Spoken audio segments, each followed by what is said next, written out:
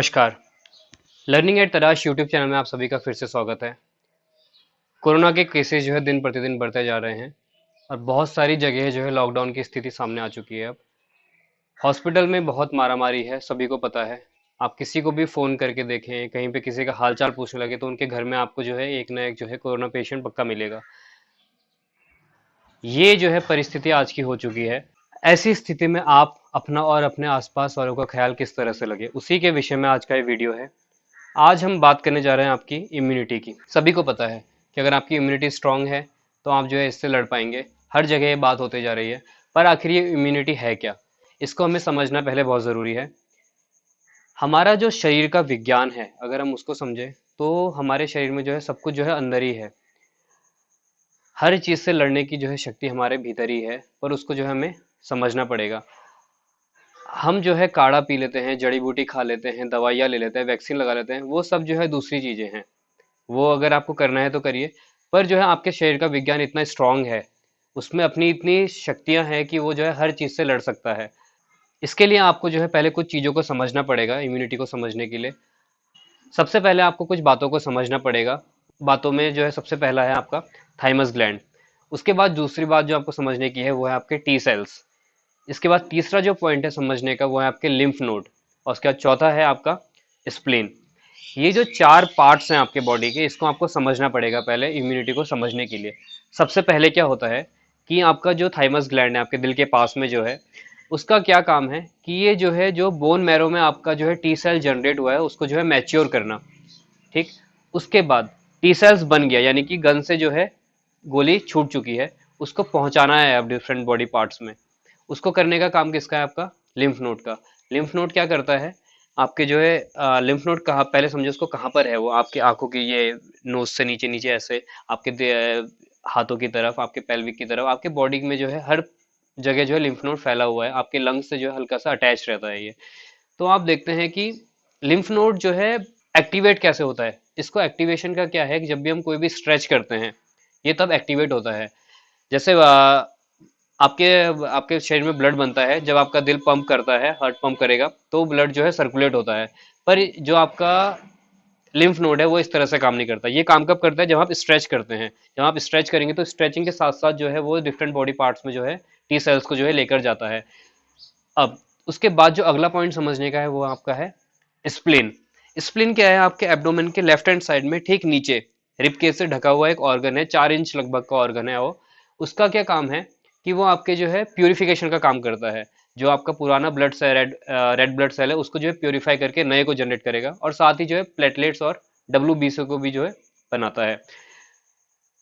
अब क्या होता है, टी सेल्स का क्या काम हुआ? Immunological memory. ये क्या होता है कि जब भी किसी वायरस ने आपको अटैक किया तो ये टी सेल्स क्या करते हैं कि इसकी मेमोरी को बना लेते हैं अपने अंदर। मेमोरी से क्या होता है कि जब अगली बार वो वायरस आपको अटैक करेगा तो इसको पता होगा कि उसके साथ फाइट कैसे करना है। तो ये इस तरह से आपकी इम्यूनिटी बनती है और इसी तरह से जो है आपके बॉडी की फंक्शनिंग काम करती है। तो ये तो होगी बात आपके बॉडी की फंक्शनिंग की, आपके डिफरेंट ऑर्गन्स की फंक्शनिंग की। अब योगासन के जरिए हम किस तरह से जो है इसको एक्टिवेट करते हैं, हर एक चीज को। आपका टी सेल्स हो गया, आपका लिम्फ नोड हो गया, आपका स्प्लीन हो गया, इनको हम एक्टिवेट कैसे करते हैं, अब उनको हम बारीकी से समझते हैं। चलिए, सबसे पहला सबसे पहला जो आसन है हम जो करने जा रहे हैं वो है आपका अधोमुख श्वानासन। अब इसमें आपको बारीकी से देखिए, समझिए इस चीज को। जब हम अधोमुख श्वानासन में आ रहे हैं, हो क्या कह रहा है? अब इसके लिए क्या करें? पहले दोनों हाथों को सामने रखें, पंजे खुले हुए, पैरों की उंगलियां अंदर की तरफ। अब सांस लेते हुए अपने सिटिंग बोन को ऊपर उठाएं, फिर सांस छोड़ते हुए जो है प्रेस करें। अगर आप बिगनर्स हैं तो क्या करें कि अभी नी को जो है बैंड रखें ताकि पूरी तरह से आपका शरीर खुल पाए। अब यहाँ पे देखें आप कि कहाँ कहाँ जो है स्ट्रेचिंग फील कर रहे हैं। पूरी तरह से स्ट्रेच हो रहा है, आपके जो है चेहरे की तरफ ब्लड का फ्लो जा रहा है, आपके जो पैरों का जो है स्ट्रेचिंग हो रही है, हाथों की शोल्डर्स की स्ट्रेचिंग हो रही है। तो जो है लिम्फ नोड जो है एक्टिवेट हो रहे हैं, पूरा का पूरा लिम्फ नोड जो है आपके चेहरे की तरफ आ चुका है अब। तो इस तरह से टी सेल्स जो है आपके फेस की तरफ आ गए पूरे के पूरे। अब जो कंफर्टेबल है वहाँ यहाँ से पैरों को सीधा कर सकता है, या फिर आप एक एक पैर को सीधा करते हुए इस तरह से धीरे धीरे करके पोस्चर में आ सकते हैं। बॉडी को खुलने में टाइम लगेगा, तो आप इससे पहले सूर्य नमस्कार 3-4 राउंड कर सकते हैं ताकि बॉडी अच्छे से खुल जाए।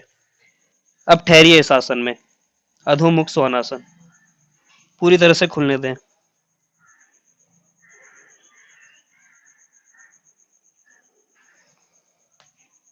ठीक। इसके बाद जो अगला आसन है वो है अंजनी आसन प्रकार। इसके लिए क्या करना है आपको, अपने दाएं पैर को आगे लेके आए, आपका घुटना और एंकल जो है एक लाइन पे होगा, पीछे वाले पैर को जो है या तो फ्लैट कर लें या फिर टोस पे, जैसा आपको कंफर्टेबल है। अब यहां से सांस लेते हुए क्या करें, अपने हाथों को खोल लें ऊपर। अब यहां देखिए आप, आपका चेस्ट ओपन हो चुका है यहाँ, यानी कि आपका थाइमस ग्लैंड पहले एक्टिवेट हुआ। थाइमस ग्लैंड एक्टिवेट हो तो टी सेल्स जनरेट हुए। मैंने हाथों को स्ट्रेच किया तो आपका लिम्फ नोड हरकत में आ गया। स्टमक को स्ट्रेच किया तो आपका स्प्लीन हरकत में आ गया। पेल्विक को जो है मैंने स्ट्रेच किया पीछे की तरफ, तो आपका जो है लिम्फ नोड और ज़्यादा हरकत में आ गया। तो पूरा एक आसन जो है किस तरह से हर एक ऑर्गन्स को जो है एक्टिवेट कर रहा है। वापस आ जाइए, इसको जो है दूसरी तरफ से भी करेंगे। तो आपने देखा किस तरह से एक आसन पूरी तरह से जो है आपके शरीर के हर एक अंग को जो है खोल रहा है। इसके बाद जो अगला आसन करने जा रहे हैं हम वो है सुप्त बद्ध कोणासन।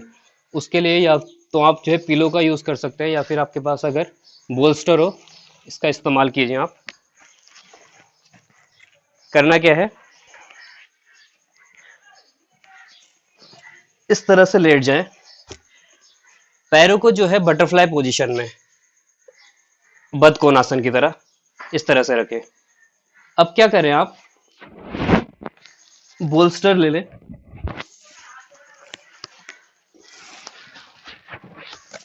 इसको जो है बोल्स्टर हो या फिर ब्लॉक हो आपके पास जो अवेलेबल है उसको यूज करें।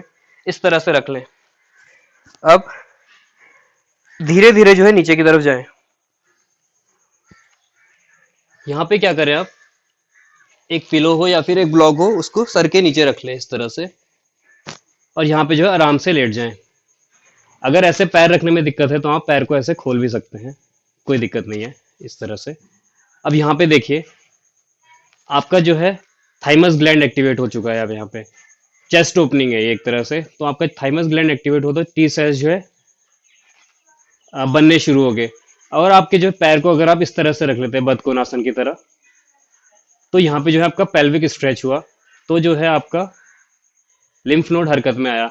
हाथ को मैंने खोल लिया तो यहाँ पे भी लिम्फ नोड हरकत में आया। सारा ब्लड फ्लो जो है चेहरे की तरफ है, तो सारे का सारा टी सेल्स जो है चेहरे की तरफ आ गए। हर एक बॉडी पार्ट जो है, जो जो पार्ट स्ट्रेच हो रहा है वहां पे समझिए आप टी सेल्स जो है पहुंच रहे हैं। तो जितने टी सेल्स पहुंचेंगे उतने ज्यादा आपकी बॉडी जो है इम्यून होगी वायरस के लिए। ज्यादा से ज्यादा देर रुकना है आपको हर एक आसन में। जितना देर आप रुकते हैं उतना ही ज्यादा आपकी स्ट्रेचिंग बढ़ेगी, और जो है टी सेल्स जो है हर एक बॉडी पार्ट में पहुंचते जाएंगे। आराम से बिल्कुल सहज होके आंखें बंद कर लें चाहें तो, बिल्कुल रिलैक्स होके, कोई डिस्कम्फर्ट नहीं होना चाहिए, बिल्कुल आराम से।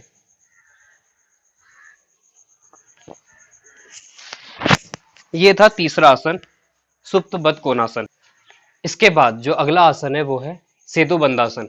सेतु बंधासन के लिए भी आप जो है ब्लॉक का यूज कर सकते हैं, अगर आप चाहें तो ब्लॉक या फिर बोस्टर आपके पास जो हो इसको भी रखते हैं साइड में। दिखाऊंगा आपको किस तरह से। पहले सेतु बंधासन को समझे। दोनों पैरों को फोल्ड करें, हिप डिस्टेंस का गैप रहेगा पैरों के बीच में। दोनों हाथों को नीचे रखें, फ्लैट बिल्कुल सीधा। जब आपकी मिडल फिंगर जो है आपके हील को टच कर जाए उतना डिस्टेंस रखें हाथों के बीच में और पैरों के बीच, हिप के और पैरों के बीच में। अब क्या करें, सांस लेते हुए धीरे धीरे अपने पेल्विक को ऊपर उठाएं इस तरह से। अब यहाँ देखिए आपका जो है चेस्ट ओपन हो गया, यानी कि थाइमस ग्लैंड एक्टिवेट हुआ, टी सेल्स जनरेट हुए। पेल्विक जो है स्ट्रेच करी ऊपर की तरफ, तो आपका लिम्फ नोड जो है हरकत में आ गया। अब यहाँ पे जो है मैं जो है दोनों हाथों को इंटरलॉक करके जो है अपने शोल्डर को स्ट्रेच करता हूँ, तो स्ट्रेचिंग जो है और डीप हो जाती है, तो लिम्फ नोड जो है और अच्छे से काम करता है। यहाँ पे जो है मैंने स्ट्रेचिंग किया तो ये जो मेरा स्प्लीन था यहाँ पे, उसका जो वो भी जो है हरकत में आ चुका है अब। तो पूरे के पूरे ऑर्गन्स को जो है हमने काम पे लगा दिया।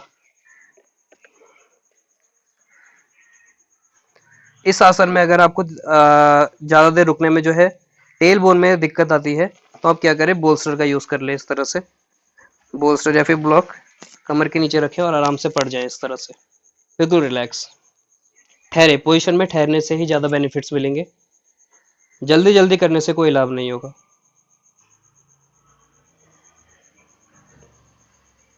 बिल्कुल रिलैक्स, ठीक।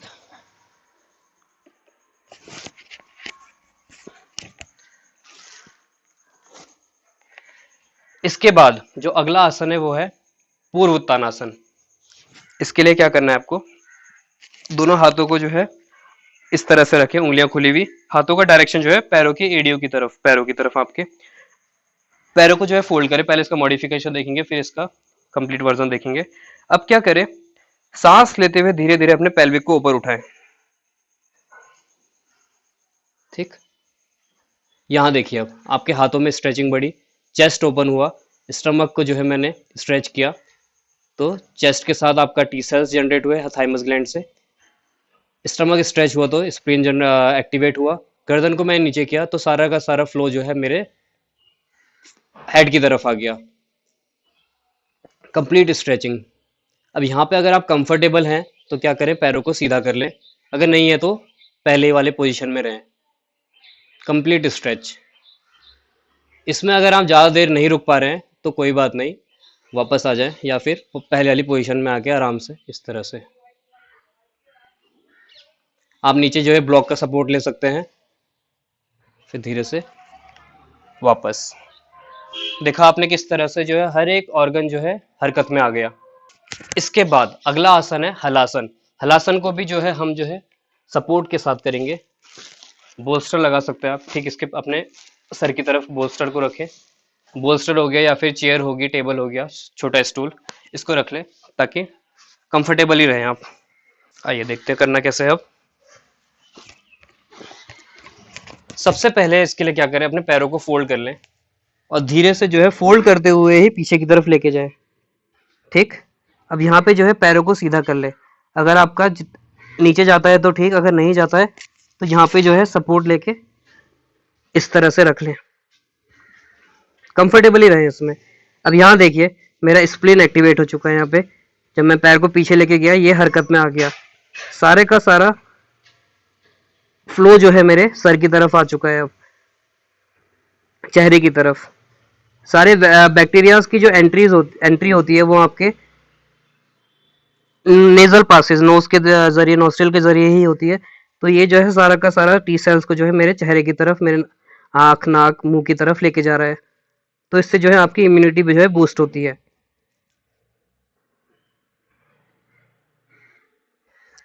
धीरे से पैर को फोल्ड करें, बिल्कुल आहिस्ता आहिस्ता से वापस नीचे आ जाए, हलासन, ठीक।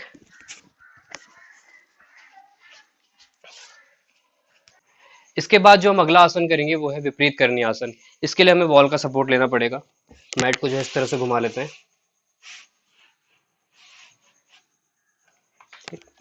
अब क्या करें, अपने आप को जो है बिल्कुल वॉल के साथ सटा लें इस तरह से, ठीक। अब धीरे धीरे सपोर्ट लेते हुए ये अपने पैर को जो है वॉल के साथ सटा ले। आपका जो हिप है अगर हो सके तो उसको जो है आप वॉल के साथ चिपकाने की कोशिश करें।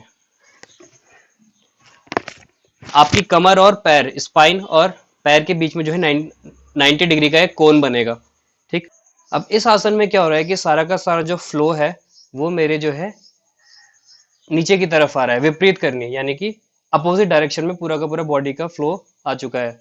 अब क्या होगा इससे कि जितने भी जो है सेल्स जो है एक्टिवेट हुए हैं बॉडी में, वो जो है उनका फ्लो जो है नीचे की तरफ हो गया, आपके चेहरे की तरफ, आपकी छाती की तरफ, आपके हाथ, जितना भी आपका ऊपर का पोर्शन है उस तरफ जो है सारा का सारा फ्लो आ चुका है।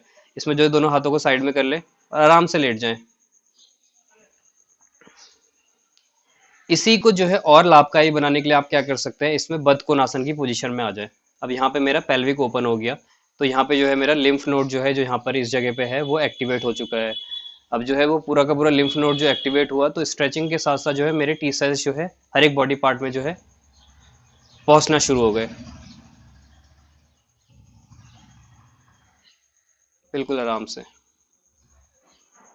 धीरे से वापस आ जाए।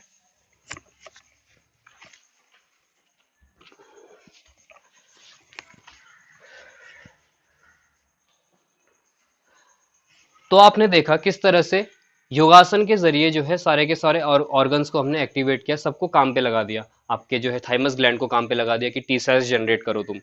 टी सेल्स जब जनरेट हुए उसके बाद मैंने जो है अपने लिम्फ नोड को जो है स्ट्रेच करके काम पे लगा दिया कि टी सेल्स को तुम अब कैरी करके हर एक बॉडी पार्ट में लेके जाओ, ताकि जो है टी सेल्स के जब बॉडी पार्ट में पहुंचेगा तो हमारी बॉडी की इम्यूनिटी बढ़ेगी।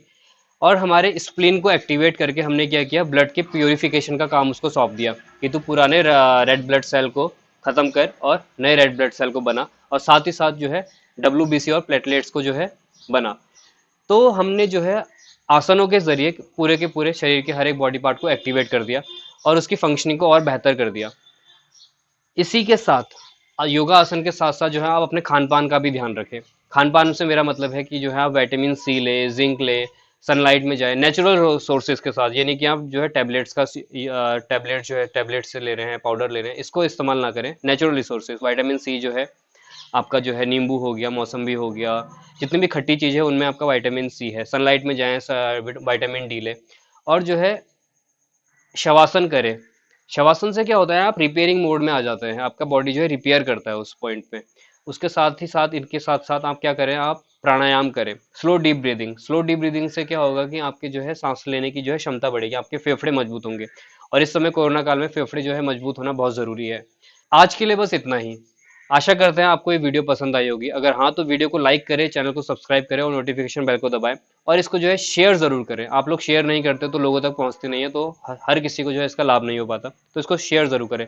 आप स्टेटस लगाएं, फेसबुक में शेयर करें, इंस्टाग्राम में शेयर करें, हर जगह शेयर करें इसको, ताकि हर कोई इसका लाभ उठा सके।